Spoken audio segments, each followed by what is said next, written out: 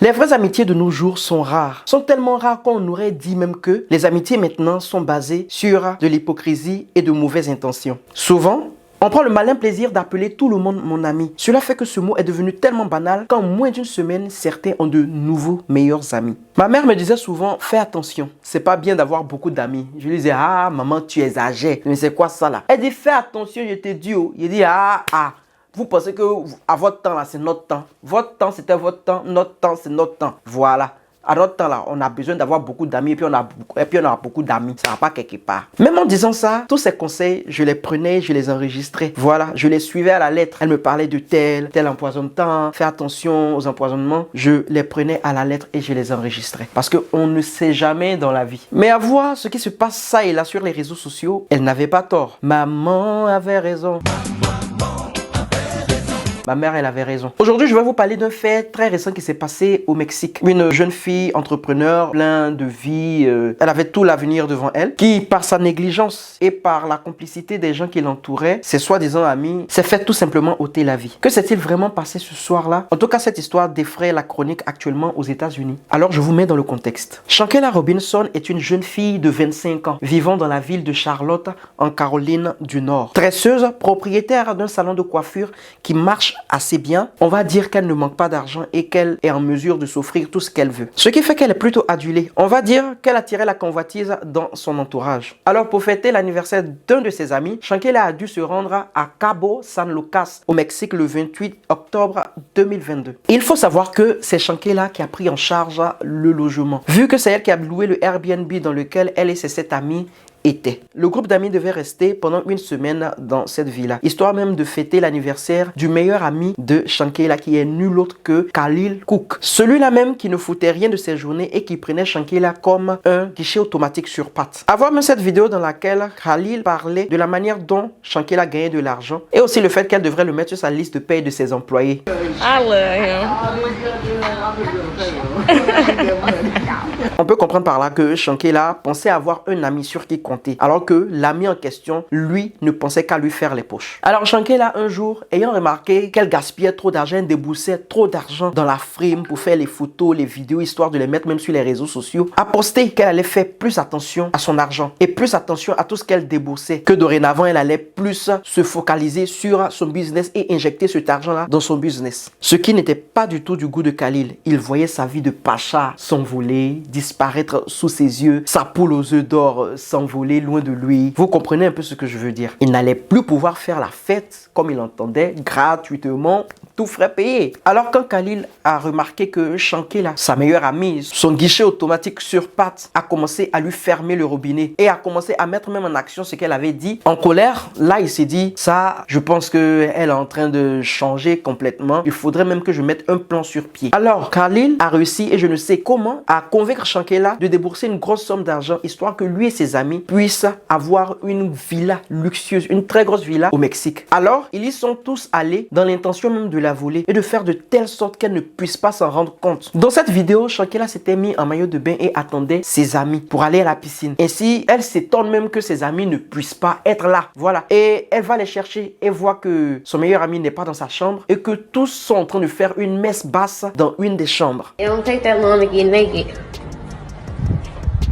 It don't take that long to get naked, hoes. Where y'all at?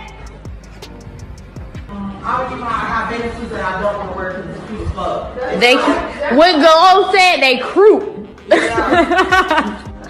Là, elle va voir qu'il y a quelque chose qui ne va pas. Et quand ils ont su qu'elle avait découvert la super chérie, ils ont jugé mieux de s'en prendre à elle physiquement pour être sûr qu'elle ne les dénoncerait pas. Après avoir fait cela, ils se sont enfuis du Mexique. Ils sont retournés même aux États-Unis, la laissant là-bas pour morte. Alors, comment tout ça s'est passé? On est le 29 octobre, un jour après leur arrivée au Mexique. Khalil appelle la mère de Shankela. Allô madame, votre fille est mal en point, elle a bu trop d'alcool et on pense qu'elle a eu une intoxication à l'alcool frelaté. Elle ne se sent pas bien. On a appelé le médecin, mais il n'est pas encore arrivé. Elle s'est écroulée par terre et elle est inconsciente. Voilà ce que Khalil dit à la mère de Shankela. Après cela, il a eu encore à rappeler la mère pour lui dire qu'elle allait un peu mieux et que c'était lavé, tout ça, et que tout allait bien, mais qu'elle était vraiment mal en point, qu'elle ne pouvait pas parler et qu'ils attendaient le médecin. La mère troublée, elle demande à Khalil d'envoyer sa fille aux urgences, mais Khalil va lui dire que le l'hôpital demande une somme de 5000 $ avant qu'elle soit admise. Vous comprenez que Khalil voulait profiter de cette situation-là, histoire même d'estorquer plus d'argent qu'il n'en avait déjà pris. Mais la mère de Shankela lui a signifié que sa fille avait une assurance et que pourquoi une telle somme pour seulement une intoxication. Et que de toutes les manières, même étant touriste dans ce genre d'hôpitaux-là, c'était vraiment délicat. La mère n'était donc pas prête à débourser les 5000 $. Elle avait déjà senti même la super chérie derrière tout ça. Et son instinct de mère lui disait déjà que sa fille était déjà partie. Un peu plus tard ce soir-là, Khalil appelle la mère de Shankela pour lui annoncer que sa fille est morte. Bouleversée, mais ayant des doutes, vu même la version de Khalil, la mère de Shankela a voulu échanger avec tous ceux qui étaient présents dans la villa, histoire même de mieux comprendre les circonstances sa fille avait eu à quitter ce monde. Elle a réussi à s'entretenir avec tout le monde et deviner quoi? Chacun avait une version plus ou moins différente. La mère de Shankela, n'ayant plus aucun doute, a décidé même de contacter la police mexicaine afin que celle-ci s'occupe de l'affaire. Entre-temps, Khalil, lui, il est rentré aux États-Unis et devinez quoi?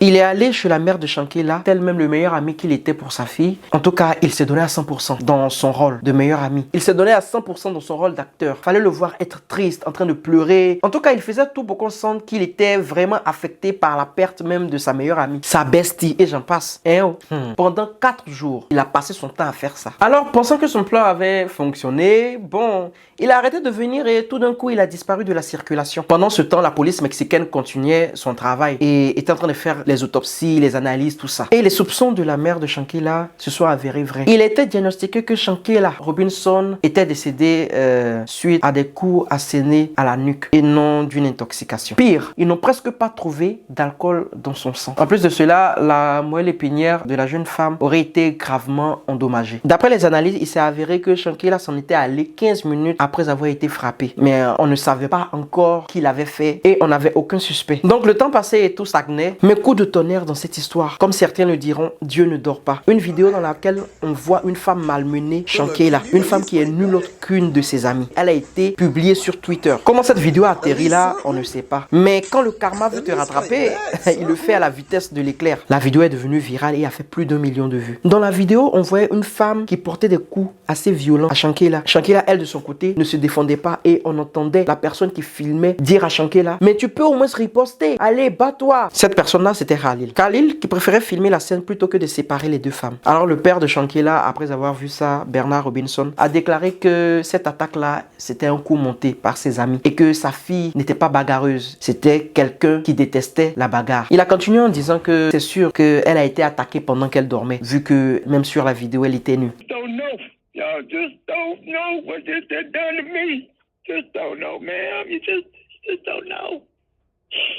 En tout cas, les paroles du père même m'ont glacé le sang. Et il disait, they attacked her. My daughter was sleeping. They put a hole in my heart. That was my only child. That was my only child. I'm heartbroken. I can't even be a granddaddy. Qu'il ne pourra plus jamais être grand-père, c'était sa seule fille. Et qu'il ne pourra pas l'emmener dans l'allée pendant son mariage. Il ne va plus entendre sa voix. Que ces gens-là l'ont laissée là pour morte. Et ils l'ont laissée pour qu'une femme de chambre puisse la trouver. Tout ce qu'il a pu dire à la fin, c'est qu'il veut la justice pour la mort de sa fille. Après la sortie de cette vidéo sur internet, la communauté américaine même sur Twitter s'est empressée de trouver les identités, les adresses et les réseaux sociaux de tous ceux qui étaient avec Shankela au Mexique. Ce qu'ils ont réussi à faire sans problème. Mais ces derniers-là avaient déjà désactivé tous leurs comptes en ligne et ne donnaient plus aucun signe de vie. On ne les trouvait nulle part. Khalil, lui qui vivait entre le domicile de sa mère et de sa grand-mère, était aux abonnés absents et ne s'est plus pointé à ces deux adresses-là. Toute la bande s'était évaporée dans la nature. Et vous savez quoi? Il s'était même permis de poster ceci avant que l'autopsie ne sorte, et je cite: Dear Mrs. Quella, the boss.